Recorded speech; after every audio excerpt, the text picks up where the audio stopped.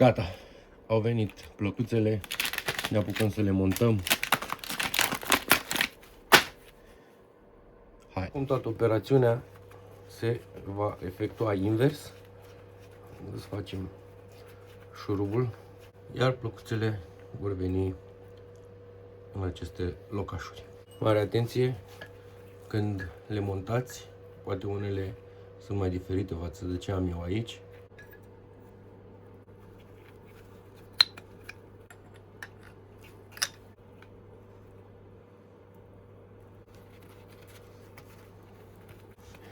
După ce am pus șuruburile înapoi, o să le lăsăm așa, cel mai bine o să le strângem la cuplu după ce le montăm pe motocicletă, ca să ne fie mai ușor. În mână este destul de greu să facem acest lucru. După ce am montat plăcuțele în etrier, o să le desfacem un pic între ele, astfel încât atunci când montăm roata să ne fie ușor ca discul să intre între plăcuțe.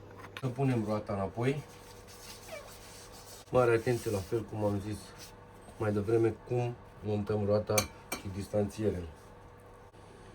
Acest distanțier va veni pe partea dreaptă, unde este și etrierul. În cazul în care nu aveți un cric, o să vă fie un pic mai greu, deoarece ar trebui să aveți nevoie de un ajutor suplimentar. Mare atenție când montați etrierul înapoi, acesta are un locaș în care se fixează ca să nu se miște.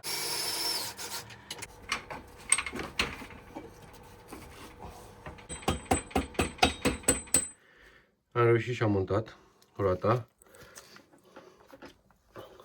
suportul etrierului, după care avem distanțierul. La unele motociclete poate diferi de la model la model. Acum că am pus roata la locul ei, o să trebuiască să strângem aceste șuruburi și cu asta am terminat. Înainte să plecați la plimbare, mare atenție, prima oară trebuie să facem câteva pedale. După cum vedeți, a dus până în capăt, ceea ce înseamnă că mai facem câteva până se întărește.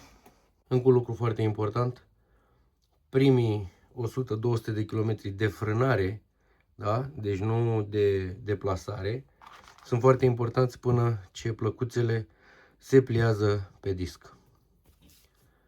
Asfalt uscat.